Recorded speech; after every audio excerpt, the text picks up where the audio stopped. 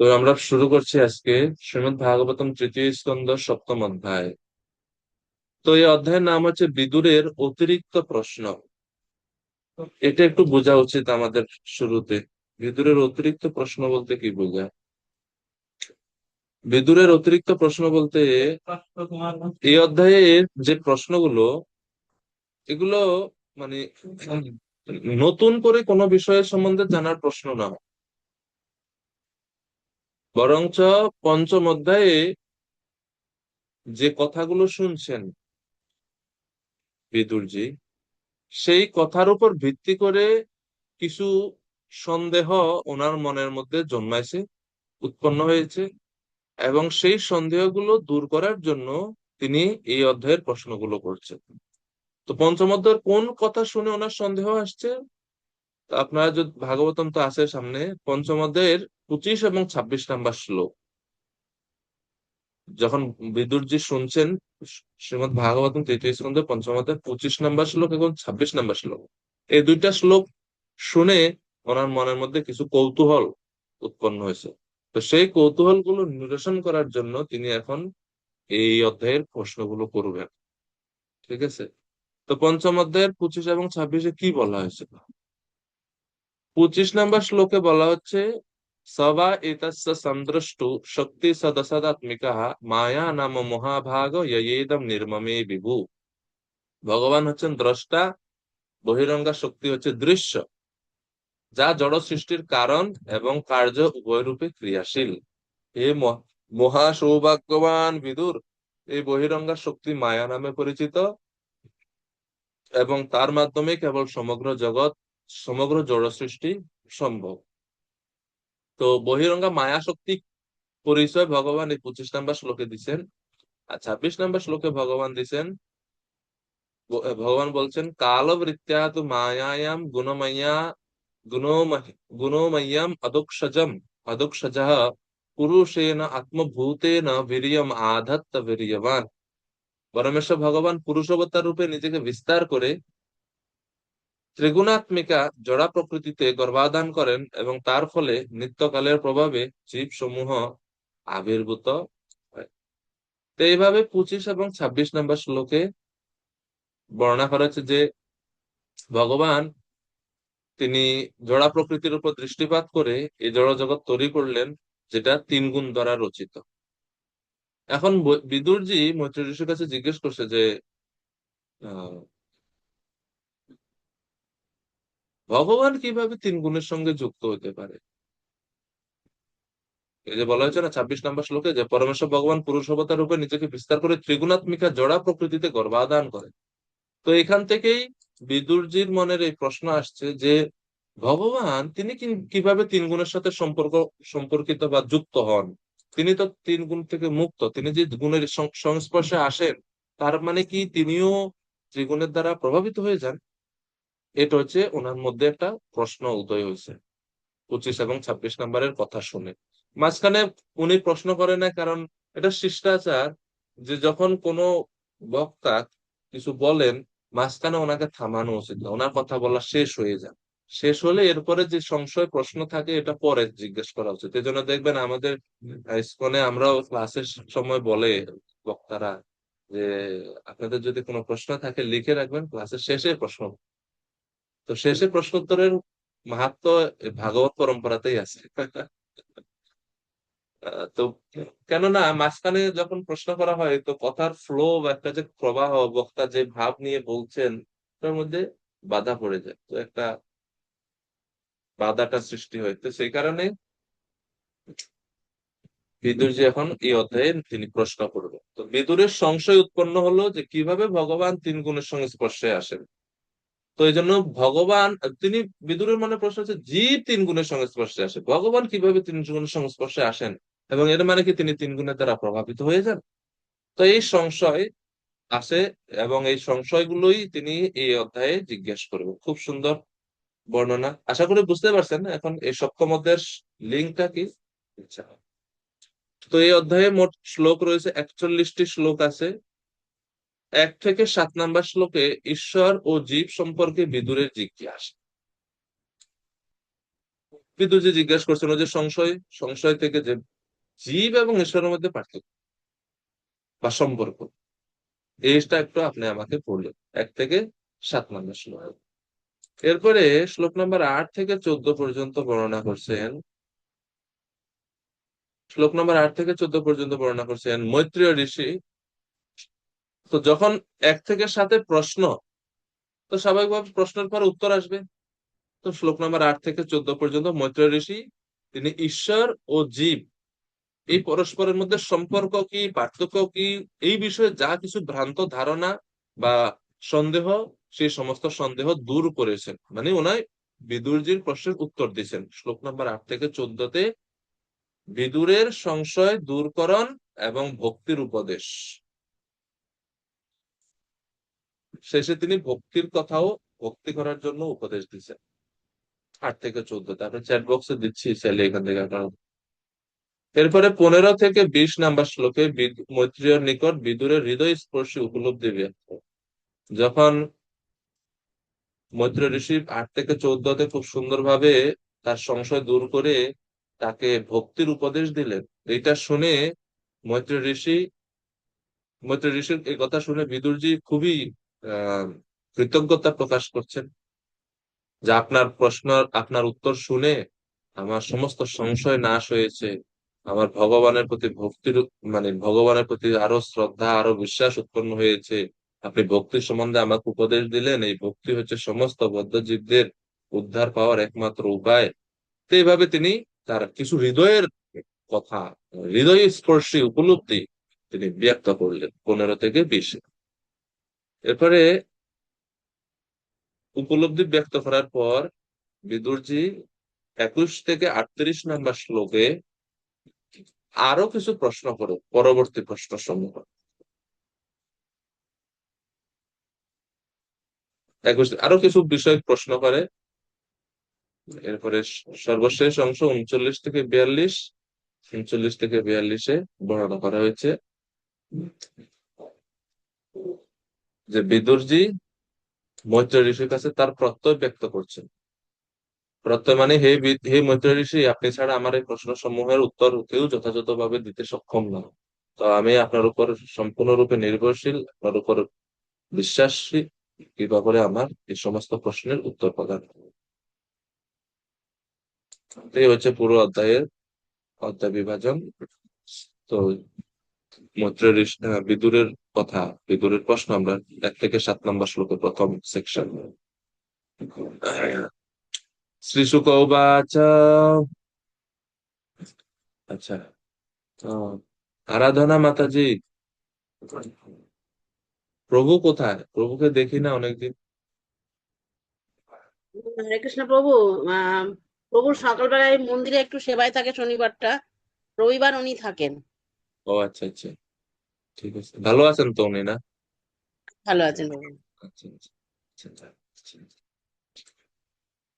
एवं ब्रुवाणं मैत्रेयं द्वैपायनसुतो बुधः गृह्णयन्निव भारता विदुरा प्रत्यभाषत। সুখদেব গোস্বামী বললেন, হে রাজন, কৃষ্ণ দ্বৈপায়ন ব্যাসদেবের বিজ্ঞ পুত্র বিদুর মহর্ষি মৈত্রেয়র এই উপদেশ শ্রবণ করে মধুর বাক্যে তাকে প্রশ্ন করেছিলেন। তো দেখেন, প্রশ্ন যে করলেন, প্রশ্ন করার যে শিষ্টাচারটা, এটা কত সুন্দর এখানে। সুখদেব গোস্বামী বলছেন কিভাবে বিদুর যে প্রশ্ন করছেন, প্রশ্ন করার মনোভাবটা চ্যালেঞ্জিং মোডে না, বা পরাস্ত করার মোডে না, খুবই প্লিজিং ম্যানার, খুবই সন্তুষ্টজনক উপায়ে বর্ণনা করছেন। এই জন্য বলছে এবং ব্রুবান মৈত্রেয়ম। তো যখন মৈত্রেয় এভাবে বিদুরকে বলছিলেন, বিদুরকে মৈত্রেয় ঋষি কি সম্পর্কে বলেছিলেন পূর্বের অধ্যায়ে? বিরাট রূপ সম্পর্কে, না? ষষ্ঠ অধ্যায়ে বিরাট রূপের বর্ণনা ছিল। তখন তিনি এটা শুনে শেষ যখন হলো, তখন দ্বৈপায়ন সুত, বিদুরকে এখানে আহ দ্বৈপায়ন সুত বলা হয়েছে। এখন দ্বৈপায়ন সুত সুখদেব গোস্বামীও, ব্যাসদেবের পুত্র না সুখদেব গোস্বামী, আবার ব্যাসদেবের পুত্র বিদুর, বিদুর যে ব্যাসদেবের পুত্র না, ব্যাসদেবের মাধ্যমে তো ওনার জন্ম, পিতা তো উনি। কিন্তু এখানে দ্বৈপায়ন সুত বলতে ব্যাসদেব বিদুরকে বোঝানো হয়েছে, কেননা শ্লোকের বক্তা হচ্ছে সুখদেব গোস্বামী, তো উনি তো ওনার কথা বলবেন না। কিন্তু সুখদেব গোস্বামী যখন দ্বৈপায়ন সুত বলছেন, দেখেন তিনি এখানে বলছেন বিদুরকে যে উনি আমার ভাই। পিতার সঙ্গে পরিচয় দিচ্ছে যে আমি দ্বৈপায়ন সুত, উনিও দ্বৈপায়ন সুত। এর মানে সুখদেব গোস্বামী যেরকম তত্ত্বজ্ঞানী বিজ্ঞ, বিদুরজিও সে একই রকম ভাবে অত্যন্ত বিজ্ঞ, অত্যন্ত জ্ঞানী, সেটা এখানে বলা হচ্ছে। এবং এরপরে বলছে দ্বৈপায়না সুত, এরপরে বলেছে বুধ। বুধ মানে আমরা জানি বুধ মানে হচ্ছে যিনি অত্যন্ত বিদ্বান, অত্যন্ত জ্ঞানী। তো বিদুরজি যদিও বাহ্যিক ভাবে কেউ বলতে পারে যে উনি তো দাসীপুত্র, কিন্তু দাসীপুত্র হলেও উনি ব্যাসদেবের বীর্যে ওনার জন্ম, এবং তিনি অত্যন্ত বিজ্ঞ, অত্যন্ত জ্ঞানী। এবং প্রশ্ন করলেন কিভাবে? প্রিনয়ন ইব, অত্যন্ত প্রীতি সহকারে। প্রিনয়ন ইব মানে অত্যন্ত প্রীতি সহকারে। প্রিনয়ন ইব, তো ওনার প্রশ্নের প্রথম গুণ হচ্ছে অত্যন্ত প্রীতি সহকারে প্রশ্ন করেছেন। আরেকটা গুণ আছে, শুধু প্রীতিই নয়, আরেকটা গুণ আছে। পরের শব্দটা দেখেন, ভারত্যা। ভারত্যা মানে শব্দের অর্থ কি? প্রার্থনা রূপে, মানে বিনয় সহকারে, ডিমান্ডিং না, বিনয় সহকারে প্রার্থনা করছে আপনি যদি কৃপা করে প্রশ্নগুলোর উত্তর দিন। এইরকম মানে প্রার্থনা সহকারে, প্রার্থনা ভাব নিয়ে আকুতি সহকারে, বিনয়ের সহকারে প্রশ্ন করছেন। প্রেনয়ন ইব ভারত্যা বিদুরহ প্রত্যভাষত, বিদুর তাকে এই প্রশ্নগুলো করলেন। তো খুবই সুন্দর এই শিষ্টাচার। হ্যাঁ,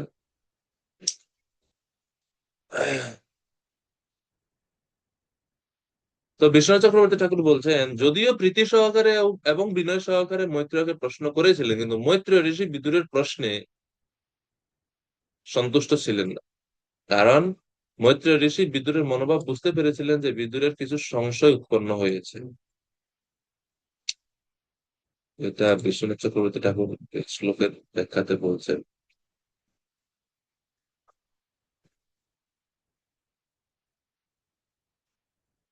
এই জন্য বলা হচ্ছে প্রিনয়ন ইব, মানে ওনাকে প্রীতিবর্ধন করতে। কিন্তু ইভ শব্দের দ্বারা, ইভ শব্দ প্রয়োগ হয়েছে, তো এখানে বিশ্বনাথ চক্রবর্তী ঠাকুর বলছেন এখানে ইভ, ইভ মানে হচ্ছে যেন। এই পদের দ্বারা বোঝা যায় বিদুরের মনোগত আক্ষেপ সহসায় মহামুনি মৈত্রেয় অবগত হওয়ায় তাকে সন্তুষ্ট করতে অসমর্থ হইয়াছে যেন। মানে মৈত্রেয় ঋষি একটু একটু মনক্ষুণ্ণ হয়েছেন ওনার এই প্রশ্নগুলোতে, এরকম পূর্ণরূপে সন্তুষ্ট হতে পারেননি।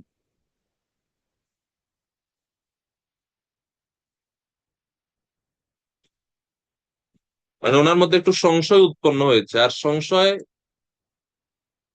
এটা বিনাশের সাইন বা বিনাশের লক্ষণ। ভগবত গীতায় ভগবান বলছেন সংশয় আত্মা বিনশ্যতি। মনে আছে আপনাদের এই শ্লোক? অজ্ঞশ্চ শ্রদ্ধা ধানশ্চ সংশয় আত্মা বিনশ্যতি। এই সংশয় আত্মা বিনশ্যতি এই শব্দটা খুবই, এই অংশটা শ্লোকের খুবই তাৎপর্য। যাদেরই সংশয় আসে যে কোনো জিনিসের মধ্যে, যদি এই সংশয় জিনিসটা আসে, বিনাশ খুব শীঘ্রই ওইটাতে চলে যাবে। সম্পর্কের মধ্যে যদি সন্দেহ আসে, সম্পর্ক নষ্ট হবে। ভক্তির মধ্যেও যখন সংশয় সন্দেহ আসে, তখন ভক্তি থেকে ধীরে ধীরে দূরে চলে যান। ভক্ত সঙ্গের মধ্যে যদি সংশয় আসে, আপনি দূরে চলে যান। সংশয়টা খুবই ভয়ানক। তো এখন প্রশ্ন করছেন বিদুর। বিদুরের প্রশ্ন, বিদুর উবাচ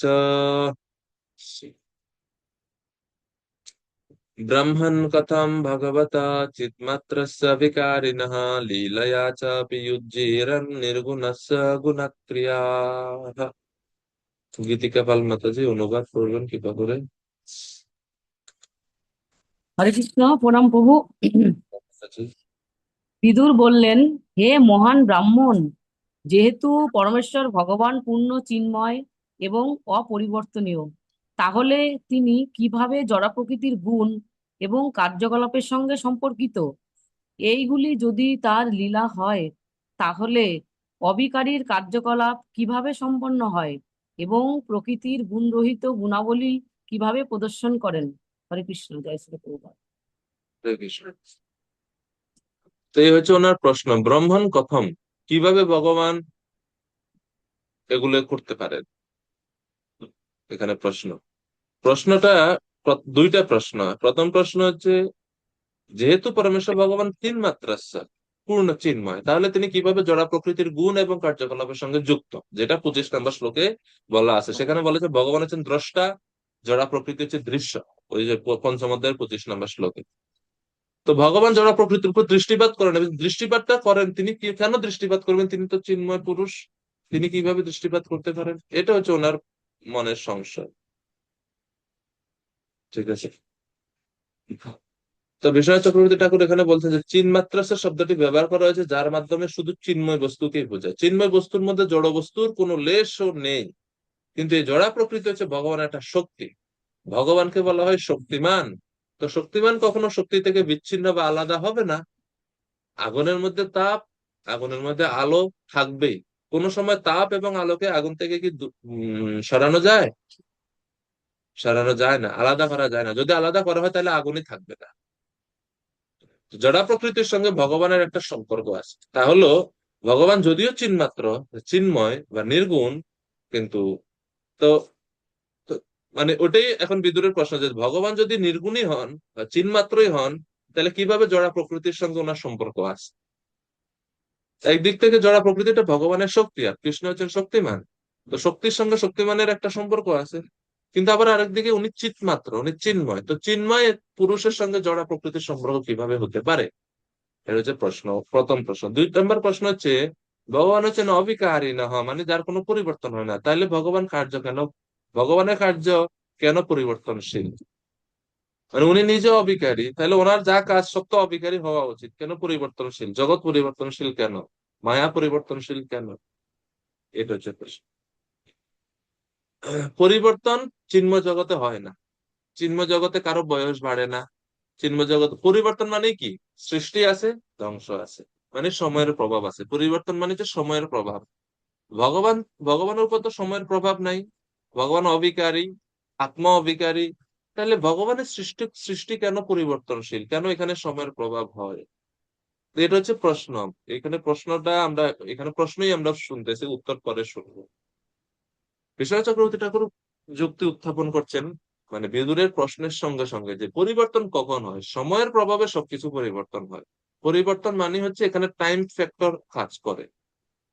সময় যদি না থাকে পরিবর্তন হতে পারে না। সময়ের প্রভাবে সবকিছু পরিবর্তন হয়, এবং এটা হয় গুণের প্রভাবে, সময় এবং গুণের প্রভাবে ধীরে ধীরে। যদি ভগবান পূর্ণ চিন্ময় হয়ে থাকেন, তাহলে উনি যখন কোনো কার্য করেন, সেটা তো জড়া প্রকৃতির গুণের অধীনে পরিবর্তন হওয়ার কথা না। তাহলে কেন পরিবর্তন হচ্ছে? যদি চিন্ময় হয়ে থাকেন, তাহলে ভগবানের কার্য কেন পরিবর্তনশীল? ভগবান শ্রীকৃষ্ণ জন্মগ্রহণ করেছেন, বড় হয়েছেন, বিবাহ করেছেন, সন্তান হয়েছে, ভগবানের কেন পরিবর্তন হবে? এই জড় জগতে আমরা দেখি, ভগবানের কাজের মধ্যে কেন পরিবর্তন হবে? এই হচ্ছে বিদুরদের প্রশ্ন। এই হচ্ছে বিদুরের প্রশ্ন। এরপরে শেষে তিনি বলছেন লীলায়াচ। লীলায়াচ কথাটার অর্থ হচ্ছে, আসলে কি ভগবান এগুলো লীলা করেছেন, না আসলেই বাস্তবে ওনার পরিবর্তন হয়েছে? মানে এই হচ্ছে সংশয়, যে আমি বুঝতে পারছি না, মানে আসলে কি ভগবান পরিবর্তন হয়ে গেছেন, না উনি জাস্ট একটু লীলা করে দেখাইছেন অন্তরঙ্গা শক্তির দ্বারা। এই হচ্ছে সংশয়টা। আর এই শ্লোকে আমরা দেখি যে তিনি ভগবানের সম্বন্ধে তিনটি গুণ, ভগবানের তিনটা গুণের কথা বলছেন। প্রথমত চিন্মাত্রাস্য। চিন্মাত্রাস্য মানে ভগবান হচ্ছেন সম্পূর্ণরূপে চিন্ময়, এটা হচ্ছে প্রথম গুণ, ভগবানের গুণের কথা বলছে। 2 নম্বর বলছে অবিকারিণঃ, মানে ভগবানের কোনো পরিবর্তন হয় না। এবং 3 হচ্ছে নির্গুণস্য, ভগবান ত্রিগুণের অতীত। ভগবান ত্রিগুণের অতীত, এই তিনটি গুণের কথা বলছে। তো প্রশ্ন বুঝতে পারছেন আশা করি? প্রশ্ন, হ্যাঁ।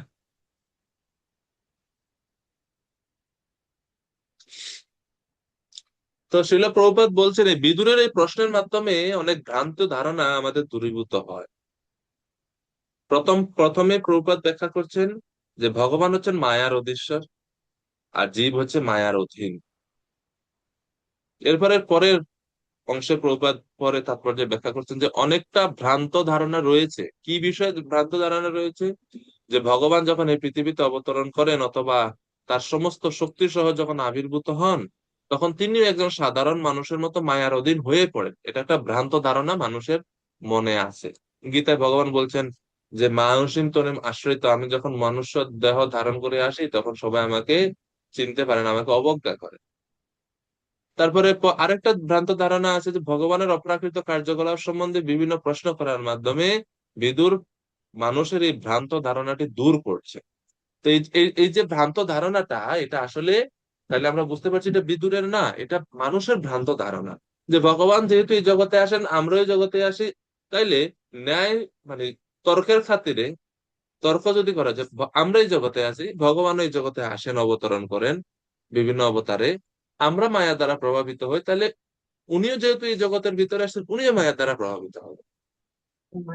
এটা হচ্ছে যুক্তির খাতিরে এরকম বলা, মানুষ এরকম মনে করে। তো বিদুরজি মানুষের ওই সন্দেহ দৃষ্টিভঙ্গি থেকে এই প্রশ্নটা করছে। ঠিক আছে, যেরকম প্রভুপাদ বলছেন অল্প বুদ্ধি সম্পন্ন দার্শনিকেরা তারা বলে যে ভগবান ও জীব সমপর্যায়ভুক্ত, কিন্তু কখনো জীব এবং ভগবান সমপর্যায়ভুক্ত না। তো মহর্ষি মৈত্রেয় সেই সমস্ত অপসিদ্ধান্ত গুলোকে কিভাবে নিরস্ত করেছেন তা বিদুর শ্রবণ করেছিলেন, আমরা দেখবো যেটা সামনে। তো এর মাধ্যমে মানুষের এই ভ্রান্ত ধারণাটা দূর হয় যে ভগবানও জীবের মতো মায়ার অধীন হয়ে পড়েন। এরপরে প্রভুপাদ এই যে চিন্মাত্রাস্য শব্দের ব্যাখ্যা করেছেন যে ভগবান হচ্ছে চিৎ মাত্র, চিন্ময়, হ্যাঁ, এবং অনন্ত শক্তি সম্পন্ন। ভগবানকে নির্গুণ বলা হয়, নির্গুণ শব্দের অর্থ এটা না ওনার মধ্যে কোনো গুণ নাই। নির্গুণ শব্দের অর্থ হচ্ছে উনি সমস্ত গুণের আধার, এজন্য ওনাকে বলা হয় নির্গুণ। নি শব্দের অর্থ হচ্ছে নিলয়, নিলয় শব্দের অর্থ হচ্ছে আবাসস্থল। নির্গুণ সমস্ত গুণের আবাস বা উৎপত্তি, reservoir of all good qualities, যারে বলা হয় নির্গুণ। আমরা যখন বলি না নিরাকার, নিরাকার মানে উনি আকারহীন না, উনি সমস্ত আকারের বা সমস্ত অবতারের উৎস, এই জন্য ওনাকে বলা হয় নিরাকার অনেক সময়। এটা। তারপরে তারপরে প্রভুপাদ আরেকটা বিষয় বলছেন এই যে মায়া শক্তির ব্যাপারে। মায়া ভগবান থেকে উৎপত্তি হইল, ভগবানেরই শক্তি না, ভগবানেরই শক্তি। জড়া প্রকৃতি বা বহিরঙ্গা শক্তিও ভগবানেরই শক্তি। ভগবানের শক্তি মানে ভগবান থেকে উৎপন্ন হয়েছে, কিন্তু ভগবান থেকে উৎপন্ন হয়েছে বলে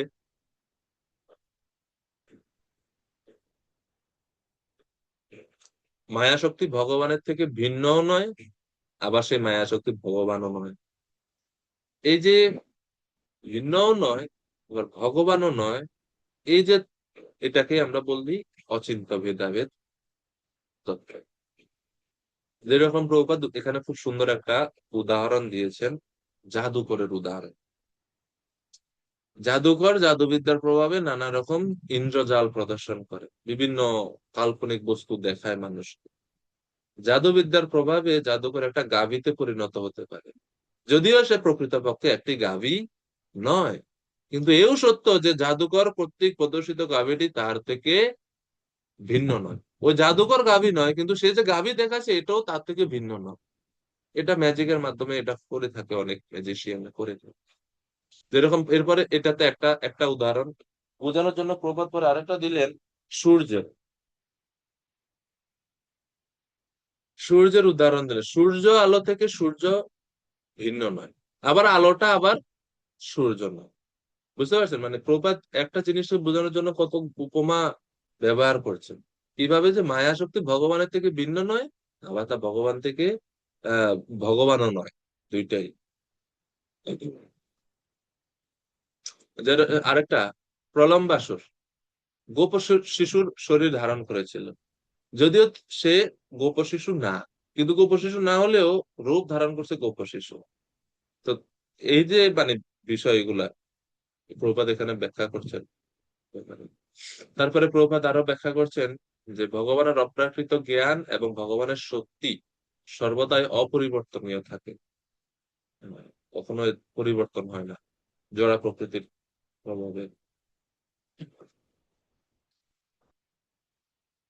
তো এই হচ্ছে বিদুরজির প্রশ্ন এবং প্রভুপাদ এগুলোকে ব্যাখ্যা করছেন। তো শেষ কথা যেটা, যে সমস্ত ব্যক্তি ভগবানের কার্যকলাপকে জড় বলে মনে করে, তাদের এই সংশয় দূর করার জন্য, তাদের এই ধারণাটা যে ভুল, সেটা মৈত্র ঋষির কাছ থেকে সেই উত্তর জানার জন্য বিদুর এই প্রশ্ন নিবেদন করছেন।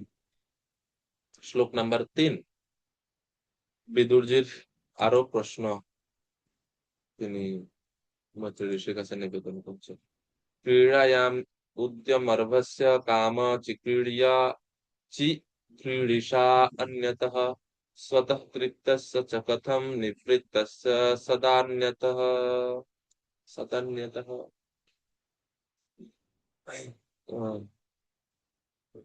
রত্নধারী প্রভু কৃপা করে অনুবাদ করবেন শ্লোক নাম্বার 3-এর। মাতাজি প্রভু, হরে কৃষ্ণ। হরে কৃষ্ণ। বালকেরা অন্য বালকদের সঙ্গে খেলায় অথবা বিচিত্র আমোদ প্রমোদে উৎসাহী, কেননা তারা বাসনার দ্বারা অনুপ্রাণিত। কিন্তু পরমেশ্বর ভগবানের বেলায় সেই রকম কোনো বাসনার সম্ভাবনা নেই, কেননা তিনি আত্মতৃপ্ত এবং সর্বদাই সবকিছুর প্রতি অনাসক্ত। পরমেশ্বর ভগবান আত্মতৃপ্ত এবং সবকিছুর প্রতি অনাসক্ত। একটু আগে বলছেন প্রশ্ন, এখন 3-4-এ বলছেন যে ভগবান তো আত্মতৃপ্ত। তো 2 থেকে 4 নম্বর শ্লোকের ওনার প্রশ্নগুলো ঈশ্বর সম্বন্ধে, আর 5 থেকে 6 নম্বর শ্লোকে উনি জীব সম্বন্ধে জিজ্ঞেস করবেন। তো এই শ্লোকে বলছেন ক্রীড়ায়াম উদ্যম অর্ভস্য, বালকদের খেলাধুলার প্রতি অনেক উৎসাহ আছে, কেননা তারা বাসনা দ্বারা অনুপ্রাণিত হয়। কিন্তু ভগবানের ক্ষেত্রে তো কোনো বাসনার সম্ভাবনা নাই, কেননা তিনি হচ্ছে আত্মতৃপ্ত। তো যদি ওনার কোনো বাসনা না থাকে, তাহলে কেন জগৎ সৃষ্টি করছে? অনাসক্ত যদি হয়ে থাকেন, তাহলে তিনি কেন এই জগতে এসে এত লীলা বিলাস করেন? ভগবানের 2টা গুণ বলছে, স্বতঃতৃপ্তস্য। স্বতঃতৃপ্ত মানে নিজে নিজেই সন্তুষ্ট, নিজে নিজেই তৃপ্ত। আর নিবৃত্তস্য কোনো কিছুর প্রতি ওনার প্রবৃত্তি নাই, বা কোনো কিছুর প্রতি করার প্রতি ওনার কোনো আকাঙ্ক্ষা নাই, উনি অনাসক্ত। তো ভগবান যদি আত্মতৃপ্ত হন, তাহলে জড়জগতের এবং জড়জগতের প্রতি যদি অনাসক্ত হয়ে থাকেন, তাহলে ভগবানের মধ্যে এই বাসনাটা, ক্রীড়ায়াম খেলা করার বাসনাটা, বা এই যে জগৎ প্রকাশ করার বাসনাটা, এটা কেন হবে তিনি যদি নিজে নিজে সন্তুষ্ট হন? বিশ্বনাথ চক্রবর্তী ঠাকুর বলছেন, খেলার বাসনা 2টা কারণে হতে পারে। এক হচ্ছে নিজের ইচ্ছা, আমি একটু খেলতাম, অথবা অন্যেরটা দেখার কারণে, অন্যরা খেলতেছে দেখে আমার ইচ্ছা হয়েছে আমি একটু খেলি। তো ভগবানের তো এমন হওয়ার কথা নয়, কারণ তিনি আত্মতৃপ্ত, মানে ভগবানের নিজে থেকে ইচ্ছা হওয়ার কথা নয়। বা আহ, আবার আত্মতৃপ্ত মানে কি, অন্যেরটা দেখেও তো ওনার উৎসাহ হওয়ার কথা না, কারণ তিনি নিজে সন্তুষ্ট, নিজে নিজে সন্তুষ্ট, তাহলে অন্যটা দেখেও তো ওনার মধ্যে এই খেলা করার ইচ্ছা আসার কথা না। ভাগবতমে আমরা 2য় স্কন্ধের 9ম অধ্যায়ে দেখলাম 34 নম্বর চতুর্শ্লোকী ভাগবতে, অহমেবাসমে নান্যৎ ইয়ৎ সদসৎ পরম পশ্চাৎ অহম ইয়দি তচ্চ ইয়োবশিষ্যেত স্বস্ম্যহম। সৃষ্টির পূর্বে ছিলাম আমি, আমার আগে কেউ ছিল না। আপনার কাছে যদি কেউ না থাকে, কারে দেখে আপনার এই খেলার ইচ্ছা হলো, এই জগৎ সৃষ্টির ইচ্ছা হলো? ধ্বংসের পরেও কেউ থাকবে না, তো সৃষ্টির পূর্বে কেউ ছিল না।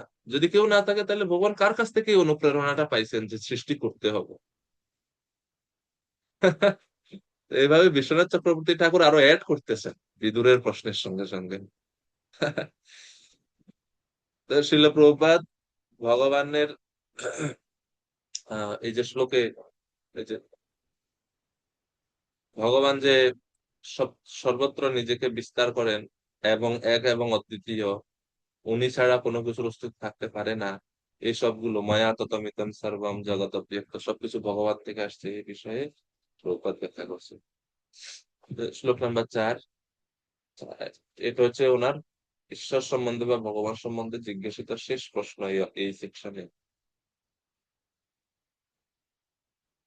তো প্রশ্ন করছেন, তার স্বরক্ষিত ত্রিগুণাত্মিকা মায়া শক্তির দ্বারা ভগবান এই বিশ্ব সৃজন করিয়েছেন, তার দ্বারা তিনি এই সৃষ্টি পালন করেন এবং পক্ষান্তরে তা ধ্বংস করেন। এভাবে পুনঃ পুনঃ সৃষ্টি এবং ধ্বংস কার্য সম্পাদিত হয়। অর্থাৎ 4 নম্বর শ্লোকের প্রশ্ন হচ্ছে, ত্রিগুণাত্মিকা মায়া শক্তি দ্বারা ভগবান বিশ্ব সৃজন, পালন এবং ধ্বংস করেন। বিদুর তার প্রশ্নকে আরো জোরালো করার জন্য, মানে 3 নম্বর শ্লোকে যে প্রশ্ন, তার সেই প্রশ্নটাকে আরো জোর করার জন্য, আরো শক্তি প্রদানের জন্য 4 নম্বর শ্লোক বলছে যে ভগবানের সঙ্গে মায়ার একটা ঘনিষ্ঠ সম্পর্ক আছে। উনি এই মায়া দ্বারা সৃষ্টি করেন, মায়া দ্বারা পালন করেন, মায়া দ্বারা ধ্বংস করেন। এ মৈত্রেয় ঋষি, আপনি এটা এড়াইতে পারবেন না যে ভগবানের সঙ্গে মায়ার কোনো সম্পর্ক নাই। অবশ্যই ভগবানের সঙ্গে মায়ার সম্পর্ক আছে, নইলে মায়ারা দিয়ে তিনি কেন সবকিছু করেন?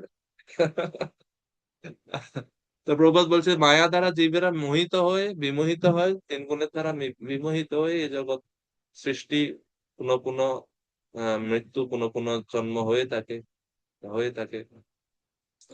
তো এইভাবে তিনি জীব সম্বন্ধে, ঈশ্বর সম্বন্ধে ওনার প্রশ্ন উনি উত্থাপন করলেন শ্লোক নাম্বার 4 পর্যন্ত। এখন শ্লোক 5 এবং শ্লোক 6, এই 2টা শ্লোকে জীব সম্বন্ধে জিজ্ঞেস করবেন যে শুদ্ধ আত্মা কিভাবে অবিদ্যার দ্বারা আচ্ছন্ন হন। এতক্ষণ পর্যন্ত ভগবান চিন্মাত্র অবিকারী, তিনি কিভাবে জড় প্রকৃতির সংস্পর্শে মায়ার প্রতি কেন দৃষ্টিপাত করলেন, কিভাবে দৃষ্টিপাত করলেন? হতে পারে না এটা। আচ্ছা, এখন জীব সম্বন্ধে প্রশ্ন। হে মৈত্র ঋষি, আত্মা তো চৈতন্য সম্পন্ন, বিশুদ্ধ, চিন্ময়, তো সে অবিদ্যার দ্বারা কিভাবে আচ্ছন্ন হয়? দেশতঃ কালতঃ ইয়াসৌ অবস্থাতঃ স্বতন্যতঃ অবিলুপ্ত অববোধাত্মা স যুজ্যেত জয়া কথম। কথম মানে হচ্ছে প্রশ্ন। কি প্রশ্ন? নন্দরানী মাতাজি অনুবাদ করবেন কৃপা করে।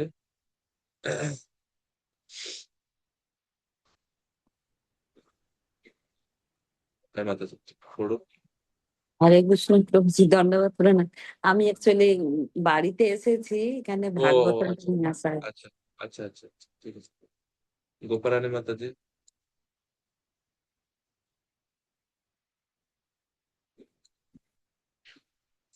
5 নম্বর শ্লোক। হুম। হরে কৃষ্ণ, প্রণাম প্রভু। বুদ্ধ আত্মা বিশুদ্ধ চৈতন্য সম্পন্ন এবং তা কখনোই দেশ, কাল, অবস্থা, স্বপ্ন অথবা অন্য কারণের দ্বারা অচেতন হয় না। তাহলে কিভাবে সে অবিদ্যার দ্বারা আচ্ছন্ন হয়? হরে কৃষ্ণ, প্রণাম প্রভু। এই শ্লোকে জীবাত্মা বা আত্মাকে, জীবকে বলা হচ্ছে অবলুপ্ত। অবলুপ্ত মানে আত্মার চেতনা লুপ্ত হওয়ার কথা নয়, কিন্তু এই জন্য বলছে অবলুপ্ত, অববোধ, অবিলুপ্ত, সরি, অবিলুপ্ত, মানে আত্মার চেতনা কখনো লুপ্ত হয় না। অবোধ আত্মা, অববোধ আত্মা, আত্মার যে জ্ঞান সেটা কখনো লোপ পায় না। তাহলে প্রথম কিভাবে যুজ্যেত, যুক্ত হয় অজেয় অবিদ্যার দ্বারা? কিভাবে সে অবিদ্যার দ্বারা প্রভাবিত? কিভাবে আত্মা অবিদ্যার অধীনে চলে আসে? এটা আমার সংশয়, কৃপা করে বলুন। তো শিল প্রভুপাদ তাৎপর্যে বলছেন এই 5 নম্বর শ্লোকের তাৎপর্যে, যে ভগবান একমাত্র শক্তিমান, অন্য সবকিছু হচ্ছে তার শক্তি। তো এই তাৎপর্যে প্রভুপাদ ব্যাখ্যা করছেন যে শুদ্ধ আত্মা কিভাবে অজ্ঞানতার দ্বারা আবদ্ধ হয়। ভগবান হচ্ছে বিভু, আর আমরা হচ্ছে অনু। বিভু হওয়ার কারণে মায়া কখনো ওনাকে প্রভাবিত করতে পারে না, অবিদ্যা ওনাকে কখনো স্পর্শ করতে পারে না। কিন্তু অনু হওয়ার কারণে এবং তটস্থ হওয়ার কারণে আমরা মায়ার দ্বারা কখনো কখনো প্রভাবিত বা অবিদ্যার দ্বারা প্রভাবিত হয়ে যাই। প্রভাবিত হয়ে যাওয়া মানে হচ্ছে পরাভূত হয়ে যাওয়া। পরাভূত মানে আমরা চিন্ময়ই থাকি, কিন্তু কখনো কখনো মায়ার অধীনস্থ হয়ে পড়ি, এবং এটা হয়ে পড়ে জানান বদ্ধজীবেরা তারা। ঠিক আছে। তাৎপর্য প্রভুপাদ বলছেন যে ঊর্ধ্বতন কোনো বিষয়ের দ্বারা প্রভাবিত না হলে কিভাবে সে বিশুদ্ধ আত্মারূপে তার প্রকৃত পরিচয় বিস্মৃত হয়ে নিজেকে জড় বলে মনে করে? অবশ্যই কারো উপরের কোনো প্রভাব তার উপরে পড়ে, নাহলে সে কিভাবে ভুলে যায়। তো প্রভুপাদ বলছে এর সিদ্ধান্ত হচ্ছে জীব অবিদ্যা শক্তির দ্বারা প্রভাবিত হয়, সে কথা বিষ্ণু পুরাণ এবং শ্রীমদ্ ভাগবতের শুরুতেই প্রতিপন্ন হয়েছে। শ্রীমদ্ ভগবত গীতায় 7ম অধ্যায়ে 5ম শ্লোকে জীবকে পরা প্রকৃতি বলে উল্লেখ করা হয়েছে এবং বিষ্ণু পুরাণে তাকে পরাশক্তি বলে উল্লেখ করা হয়েছে। জীব ভগবানের বিভিন্ন শক্তি, সেই কখনোই শক্তিমান নয়। শক্তিমান বহু শক্তি প্রদর্শন করতে পারে, কিন্তু শক্তি কখনোই শক্তিমানের সমকক্ষ হতে পারে না। এক শক্তি অন্য শক্তি দ্বারা পরাভূত হতে পারে। যেহেতু মায়া এক শক্তি, জীবও একটা শক্তি। মায়া হচ্ছে বহিরঙ্গা বা অপরা। অপরা ইয়ম ইতস্তু অন্যম প্রকৃতিম বিদ্ধি মে পরম জীবভূতা মহাবাহ ইদম ধার্যতে জগৎ। গীতা। তো এক শক্তির দ্বারা আরেক শক্তি পরাভূত হতে পারে, কিন্তু সেই শক্তিরা শক্তিমানকে কখনো পরাভূত করতে পারে না। এটা হচ্ছে যুক্তি। তো তার মানে যেহেতু জীব শক্তি তটস্থ শক্তি অন্তর্গত, তো সে কখনো কখনো মায়া দ্বারা প্রভাবিত হতে পারে, যেহেতু সে অনুপরিমাণ। ঠিক আছে, তো এই হচ্ছে বিষয়। তো প্রপাত এই যুক্তিটা এখানে দিচ্ছে যে অবিদ্যা শক্তি দ্বারা প্রভাবিত না হলে জীব কখনোই তার প্রকৃত পরিচয় বিস্মৃত হতে পারে না। যেহেতু জীবের অবিদ্যা শক্তি দ্বারা প্রভাবিত হওয়ার প্রবণতা রয়েছে, তাই সে কখনো পরম শক্তিমানের সমকক্ষ হতে পারে না। তো কি কি তাহলে বুঝতে পারলাম আমরা এখান থেকে যে কিভাবে জীব অবিদ্যার দ্বারা বা শুদ্ধ আত্মা কিভাবে অজ্ঞানতার দ্বারা আবদ্ধ হয়। অবিদ্যার কারণে, যেহেতু শক্তিকে পরাভূত করতে পারে, এই কারণে। এই জন্য প্রবাদ বলছে জীব শক্তি বা ক্ষেত্রজ্ঞ শক্তির বহিরঙ্গ শক্তির দ্বারা পরাভূত হওয়ার সম্ভাবনা রয়েছে। ভগবানের জীব শক্তি বা ক্ষেত্রজ্ঞ শক্তি বহিরঙ্গ শক্তির দ্বারা পরাভূত হওয়ার সম্ভাবনা রয়েছে অবিদ্যা কর্মসঙ্গকা, এবং এইভাবে সে জড় জগতে এক উদ্ভট পরিস্থিতিতে স্থিত হয়। ঠিক আছে, তো অর্থাৎ যেই প্রশ্নের উত্তরগুলো মৈত্রেয় ঋষি পরে দিবেন 8 নাম্বার থেকে 14 নাম্বার শ্লোকে, সেই প্রশ্নের অনেকগুলো উত্তর শিল প্রভুপাদ এখানেই তাৎপর্য আমাদেরকে দিয়ে দিচ্ছে। প্রভুপাদের পয়েন্ট এখানে তাৎপর্য দুইটা, এক হচ্ছে ভগবান শক্তিমান, আর অন্য সবকিছু হচ্ছে তার শক্তি। তো শক্তি এবং শক্তিমানের শব্দের দ্বারা প্রভুপাদ বলছে যে কিভাবে জীব শক্তি তত্ত্ব মায়ার অধীনে আসতে পারে। আর প্রথম এই অধীনত্বটা কখন আসে জানেন? কৃষ্ণকে ভুলে যাওয়ার কারণে। কৃষ্ণ বহির্মুখতাই হচ্ছে অবিদ্যা বা অজ্ঞানতার প্রথম। অবিদ্যা এবং অজ্ঞানতা যখন তখন পর্যন্ত চিন্ময় আত্মা ভগবানকে স্মরণ করে বা ভগবানের প্রতি অন্তর্মুখী থাকে, ততক্ষণ পর্যন্ত মায়া তাকে স্পর্শ করতে পারে। যেই মাত্র জীব বহির্মুখ হয়ে যায় বা ভগবানকে ভুলে, তো ভুলের কারণে বা ভগবানের প্রতি বহির্মুখ হওয়ার কারণে জীবাত্মাকে মায়া গ্রাস করে ফেলে এবং সেই জড় জগতের পদ্মদশায় আবদ্ধ হয়ে। কেননা জীব শক্তিটা হচ্ছে তটস্থ শক্তি এবং জীবের ক্ষুদ্র স্বাধীনতা আছে, তো এইগুলো হচ্ছে কারণ। কিন্তু ভগবান কখনো অবিদ্যা দ্বারা প্রভাবিত হন না। এরপরে আরো প্রশ্ন রয়েছে 6 নম্বর শ্লোকে। এরপরে ভগবান এক এবেশা সর্বক্ষেত্রেষু অবস্থিতঃ অমুষ্য দুর্ভগত্বম বা ক্লেশ বা কর্মভি কুতঃ। ভগবান পরমাত্মা রূপে প্রতিটি জীবের হৃদয়ে অবস্থিত, তাহলে জীবের কার্যকলাপ কেন দুর্ভাগ্যজনক অবস্থায় এবং দুঃখ দুর্দশায় পর্যবসিত হয়? খুব সুন্দর সুন্দর প্রশ্ন এখানে তিনি করছেন। যে ভগবান তো সকল জীবের হৃদয়ে আছেন, তারপরেও জীবের কার্যকলাপ কেন দুঃখে পর্যবসিত? ভগবান এক এব এষ সর্বক্ষেত্রেষু অবস্থিত, পরমাত্মা রূপে তিনি প্রতিটি জীবের হৃদয়ে অবস্থিত, তাহলে কেন দুর্ভাগত্ব, কেন জীবের দুর্ভাগ্যের উদয় হয়? ক্লেশ, কেন সে কষ্ট ভোগ করে? কর্মবিকুত, কিভাবে সে কর্মের দ্বারা আবদ্ধ হয়ে যায়? বিশ্বনাথ চক্রবর্তী ঠাকুর এই প্রশ্নটা আরো একটু বিস্তার করছেন। আচার্যদের কাজ হচ্ছে, বিশ্বনাথ চক্রবর্তী ঠাকুর বিশেষ করে তিনি হচ্ছেন রসাচার্য। রসাচার্য তিনি কঠিন কঠিন তত্ত্বের মধ্যেও তিনি রস নিয়ে আসেন, মানে সুন্দর ব্যাখ্যা করেন। আপনারা অবসর সময়ে টিকাগুলো পড়তে পারেন।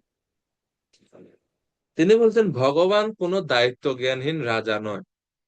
দায়িত্ব জ্ঞানহীন রাজারা নিজেরা দায়িত্ব সম্পাদন না করে অন্য কাউকে দায়িত্বের মধ্যে রাখে, এর জন্য নাগরিকদের অনেক দুঃখ কষ্টের মধ্যে পড়ে হয়।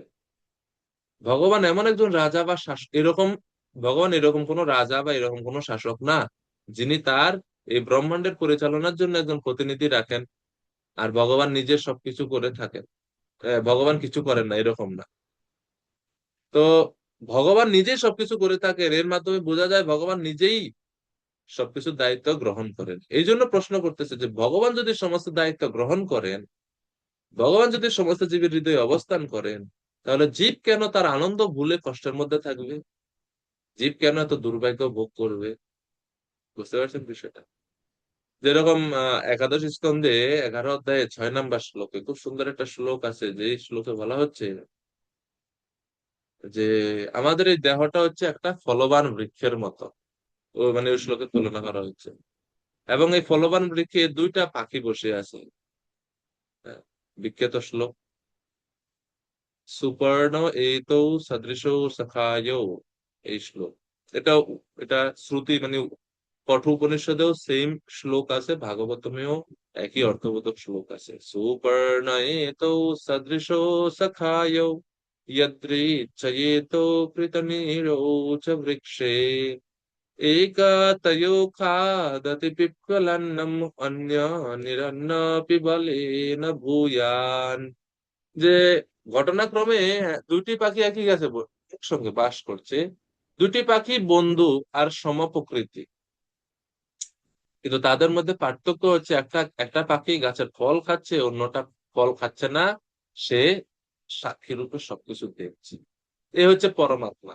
তো শ্লোকে বলা হচ্ছে না যে ভগবান সমস্ত জীবের সর্বক্ষেত্রে অবস্থিত, সমস্ত জীবের মধ্যে থাকেন, কি রূপে থাকেন? পরমাত্মা রূপে থাকেন। এটাই সাপোর্ট দেওয়ার জন্য বা এরই সাদৃশ্য শ্লোক হচ্ছে 11-11-6, এই শ্লোকটি 11-11। এবং ভগবদ গীতাও ভগবান পরমাত্মা স্বরূপের কথা বলছেন, উপদ্রষ্টা অনুমন্তা চ ভর্তা ভোক্তা মহেশ্বর, এই শ্লোকে, যেটা হচ্ছে গীতা 13 অধ্যায়ে 23 নম্বর শ্লোক। তো এটা হচ্ছে প্রশ্ন যে কেন জীব দুর্ভাগ্য বা কষ্ট ভোগ করে থাকে ভগবানের উপস্থিতি সত্ত্বেও। নন্দরানী মাতাজি। হরে কৃষ্ণ, প্রভুজি প্রণাম। হরে আচ্ছা, কৃষ্ণ। মম বর্তানি বর্তন্তে তদ্ধাম পরম মম। আমার যে ধামে থাকে তার সে যে পতন হয়নি, মানে সে আর ঘুরে আসে, ফিরে আসতে হয় না। তাহলে আমরা সেখানে যখন থাকি, তাহলে ছিলাম তো আমরা এক সময়, তাহলে আমরা কেন এই পজিশনে আবার আমার দিকে ফিরে আসতে হয়েছে? তো ধামে কোনো তো মায়া থাকা উচিত নয়, না গোলক ধামে ভগবানের কোথায় লেখা সঙ্গেই আছে ভগবানের দামে ছিলেন? তাহলে নেই, সেটাই আমার প্রশ্ন। আমরা কি আদৌ সেখানে পৌঁছেছিলাম? আচার্যরা তো বলছে যে আমরা ভগবত ধামে ছিলাম না, মানে গোলক বৃন্দাবনে আমরা ছিলাম না। এটা একটা কন্ট্রোভার্সিয়াল বিষয়, এই নিয়ে অনেক তর্ক, অনেক পক্ষ বিপক্ষ, অনেক কিছু আছে। তো কিন্তু যখন প্রলয় হয় তখন তো বলছে যে আমি সবকিছু আমার মধ্যে নিয়ে নেই, তখন তো তাহলে আমরা তো হ্যাঁ, সেখানে ছিলাম। সবকিছু তখন মহাবিষ্ণু শরীরে প্রবেশ করে, গোলক বৃন্দাবনে না। আচ্ছা। মহাবিষ্ণু শরীরে প্রবেশ করে, সেটাও জীব তার কর্ম এবং স্বভাব সহ প্রবেশ করে। কর্ম স্বভাব সহ প্রবেশ করছে মানে জীব তখন মুক্ত হয়নি, সে সুপ্ত অবস্থায় আছে প্রলয়ের সময়। তো আচার্যরা এই জন্য ভক্তিবিনোদ ঠাকুর এবং বিভিন্ন শাস্ত্রতে বলা হচ্ছে যে জীবের বদ্ধ দশা এটা হচ্ছে অনাদি। অনাদি মানে এটা কবে থেকে শুরু হয়েছে এটার কোনো হিসাব আমরা জানি না। এটা এটা এটা অনাদি কর্মফলে বা অনাদি কাল ধরে আমরা এই জড় জগতে আটকে আছি। তবে এটা অনাদি, কিন্তু এটার এটার অন্ত সম্ভব, মানে এটা শেষ সম্ভব। আমরা চাইলে এই বদ্ধ দশা থেকে মুক্ত হয়ে ভগবানের কাছে যেতে পারি ভক্তির যুগের মাধ্যমে। এটা হচ্ছে বিচার্য বিষয়। এবং ভক্তি বিনোদ ঠাকুর জৈব ধর্ম গ্রন্থে, তারপরে জীব গোস্বামী পরমাত্মা সন্দর্ভে এই বিষয়ে বিস্তারিত আলোচনা করছে, এবং ওনাদের আলোচনা থেকে এটা প্রমাণিত হয় যে জীব ভগবানের অংশ, আমরা তটস্থা শক্তি, কিন্তু আমরা গোলক বৃন্দাবনে ছিলাম না। এবং জীব গোস্বামী তিনি লিখছেন যে জীবের ভগবানের সাক্ষাৎ উপলব্ধি জ্ঞান নাই, সাক্ষাৎ উপলব্ধির জ্ঞান এর অভাব আছে। জ্ঞান নাই, মানে ভগবানের সাক্ষাৎ উপলব্ধি মানেই তো সে ভগবানকে কখনো সরাসরি ভাবে এরকম সাক্ষাৎ উপলব্ধি করেনি, এই জ্ঞানের অভাব আছে যে। কারণ যদি আমরা বিপরীত ভাবে বলি যে ভগবানের ধাম থেকে আমরা আসছি, তাহলে সমস্ত শাস্ত্রের বিপরীত বা শাস্ত্রের বিরুদ্ধ কথা ভুল হয়ে হয়ে যায়। গেছে, ভুল হয়ে গেছে। সব শাস্ত্রের বিরুদ্ধ কথা হয়ে যায়, এটা হচ্ছে বিষয়। তো এটা অনেক অনেক বিস্তারিত, এই বিষয়ে অনেক পক্ষে বিপক্ষে অনেক যুক্তি তর্ক হয়। কিন্তু আহ, গৌড়ীয় মঠের থেকেও যদি আমরা, গৌড়ীয় মঠের যারা আছেন বা আমাদের এই গৌড়ীয় সিদ্ধান্ত মতে ওনারা, আমাদের পূর্বতন আচার্যরাও সে একই বিষয় বলছেন যে জীব কখনো গোলক বৃন্দাবনে বা বৈকুণ্ঠ ধামে ছিল না। অনাদিকাল থেকে, কবে থেকে তার কোনো ট্রেস নাই, এটা হচ্ছে অচিন্ত। কিন্তু অনাদিকাল থেকে সে এই জগতে মানে বহির্মুখ অবস্থায় সে আছে। তো যখনই কোনো সাধুগুরু কৃপা হয়, বৈষ্ণবদের সংস্পর্শে যখন কোনো জীব আসে, তখনই তার সৌভাগ্যের উদয় হয় এবং সে কৃষ্ণ সম্বন্ধে জানতে পারে এবং সে ভগবানের সেবায় যুক্ত হয়ে শুদ্ধতা লাভ করে ভগবানের ধামে ফিরে যাওয়ার জন্য যোগ্য হতে পারে। এছাড়া মুক্তির কোনো উপায় নেই। পুরাণ, পুরাণ, ঠিক আছে।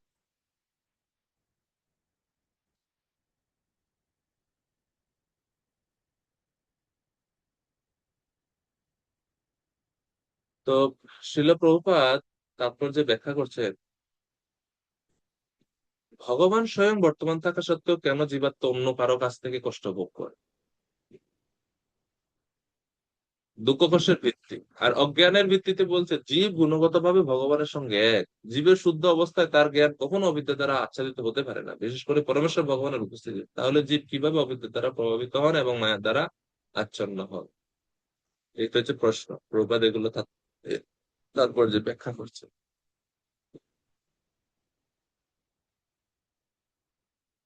প্রভুপাদ এখানে কোনো উত্তর দেন না, প্রভুপাদ এখানে জাস্ট প্রশ্নটাকে আরো বিস্তার করছেন যে জীব কিভাবে মায়া অবিদ্যা দ্বারা প্রভাবিত হয়, কিভাবে মায়ার দ্বারা আচ্ছন্ন হয়। আমাদের একজন স্যার, আমাদের শিক্ষক টিচার ছিলেন রাধিকা বল্লভ প্রভু, খুবই পণ্ডিত, বৈদিক শাস্ত্রে ভাগবতে বিশেষ করে খুবই। রাধিকা বল্লভ প্রভু তিনি বলছেন, ভগবান যদি জীবের হৃদয়ে অবস্থান করেন তাহলে জীব কেন এত কষ্ট পায়? দুইটা উদাহরণ তিনি বলছেন, যেমন কালা কৃষ্ণ দাস মহাপ্রভুর সঙ্গে ছিল, মহাপ্রভুর সঙ্গে থেকে ভট্টাচারীদের দ্বারা প্রভাবিত হয়ে মহাপ্রভুর সঙ্গ বাদ দিয়ে তাদের কাছে চলে গেছে। চিন্তা করা যায়। তো প্রভুপাদ সেখানে বলছেন যে আমরা যদিও স্বয়ং ভগবানের সাথে সবসময় থাকি, কিন্তু আমরা যদি দৃঢ় প্রতিজ্ঞ না করি তাহলে ভগবানও আমাকে সুরক্ষা দিতে পারবে না, সুরক্ষা দিবেও না। দোষটা দোষটা আমার। ওই যে আমাদের ক্ষুদ্র স্বাধীনতা, সেই ক্ষুদ্র স্বাধীনতা নিয়ে আমরা যখন ভক্তি জীবনে দৃঢ় প্রতিজ্ঞ হব, তখন ভগবান আমাদের সুরক্ষা দিবে। এই জন্য বলা হয়েছে না দামোদর লীলায়, যে দামোদর লীলার শিক্ষাটাই হয়েছে এটা আমার চেষ্টা ভগবানের কৃপা। আমার চেষ্টা নাই, শুধু ভগবানের কৃপা, এটা সম্ভব না। ঠিক আছে। সমাতু ছিন্নগাত্রায়া বিসৃজ্য কবরস্রজঃ দৃष्ट्वा পরিশ্রমম কৃষ্ণ কৃপয়া আসিত স্ববন্দনে। দামোদর লীলাতে বলা হচ্ছে যে কৃষ্ণ ততক্ষণ পর্যন্ত মার হাতে ধরা দিচ্ছিলেন না, যতক্ষণ না পর্যন্ত তিনি দেখতেছেন যে মা ক্লান্ত হয়ে গেছে। যখন দেখলো যে মা খুবই ক্লান্ত, শ্রান্ত, সারা শরীরে গরম মানে ঘাম হয়ে গেছে, চুল চুলগুলো এলোমেলো হয়ে গেছে, বসন ঢিলা হয়ে গেছে, তা দেখে দৃষ্টা পরিশ্রমম, মায়ের এই পরিশ্রম দেখে কৃষ্ণ কৃপয়া আসিত স্ববন্দনে, কৃষ্ণ কৃপা করলেন এবং বন্ধন স্বীকার করলেন। তো নিজের ঐকান্তিকতা ছাড়া তো আমরা যে কোনো সময় স্খলিত হয়ে যেতে চাই, ঐকান্তিকতা থাকতে হবে।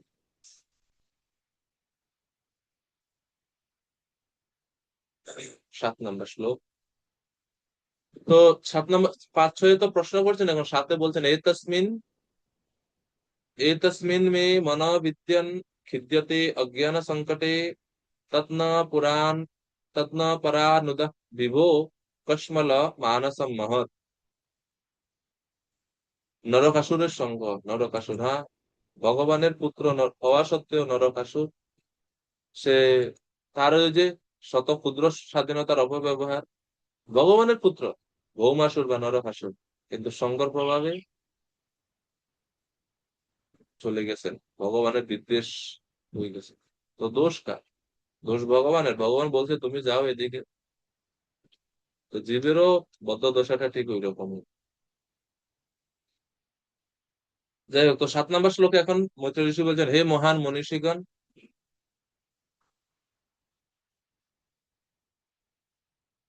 এই অবিদ্যাজনিত সংকটের প্রভাবে আমার মন অত্যন্ত মোহাচ্ছন্ন, এবং তাই আমি আপনার কাছে প্রার্থনা করছি, আপনার কাছে প্রার্থনা জানাচ্ছি, আপনি যেন কৃপা করে আমার এই মোহ দূর করেন, কৃপা করে আমার এই মোহটা আপনি দূর করুন।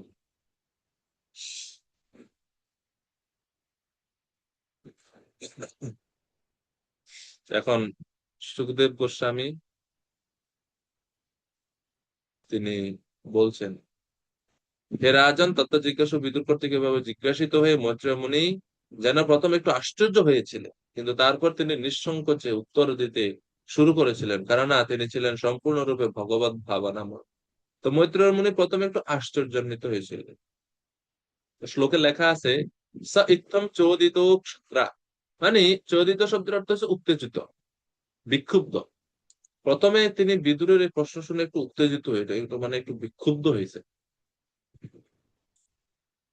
আর তত্ত্ব জিজ্ঞাসুনা মুনি হচ্ছে বিদুরজি।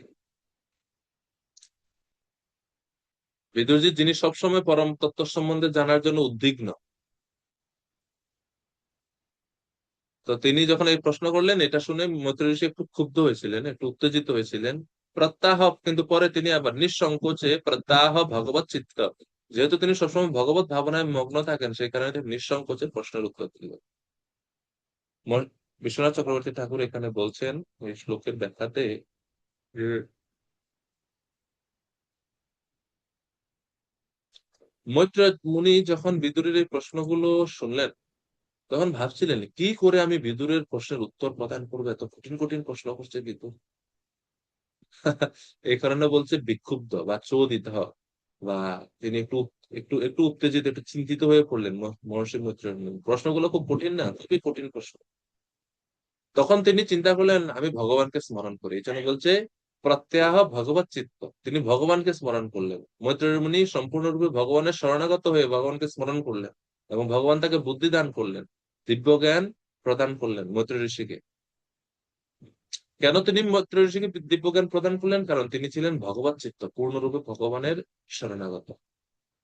এই জন্য প্রথমে যদিও তিনি স্ময়ন মানে অবাক হয়েছিলেন, শ্লোকে লেখা আছে স্ময়ন, প্রত্যাহ ভগবত চিত্ত স্ময়ন ইব গতস্ময়, প্রথমে স্ময়ন বা একটু একটু আশ্চর্য হয়েছিলেন, কিন্তু পরে গতস্ময়, তিনি এই আশ্চর্য থেকে বা সেই সংকোচ থেকে তিনি মুক্ত হয়েছিলেন, তিনি নিঃসংকোচে তিনি উত্তর দেওয়া শুরু করলেন। তো বিশ্বনাথ চক্রবর্তী ঠাকুর বলছেন, তিনি বাহ্যিকভাবে প্রকাশ করছেন যে আমি তোমার এই কঠিন প্রশ্নের উত্তর কিভাবে দিব, এই কারণে তিনি বিস্ময় প্রকাশ করছেন, কিন্তু হৃদয় থেকে তিনি উত্তরগুলো অলরেডি জানেন, কেননা তিনি ছিলেন ভগবত চিত্ত বা ভগবানের শরণাগত, সবসময় ভগবানের চিন্তায় মগ্ন। তো এই হচ্ছে বিষয়। শ্লোক নাম্বার 9। এখন এই 9 থেকে মৈত্রেয় ঋষির উত্তর দেওয়া শুরু। মৈত্রুবাচ সায়ং ভগবত মায়া যত্নয়েন বিরুধ্যতে ঈশ্বরস্য বিমুক্তস্য কার্পণ্যম উত বন্ধনম। তো কি প্রশ্ন? সুধামৃত গৌরাঙ্গ প্রভু অনুবাদ করবেন 9 নম্বর শ্লোকে। হরে কৃষ্ণ প্রণাম প্রভু।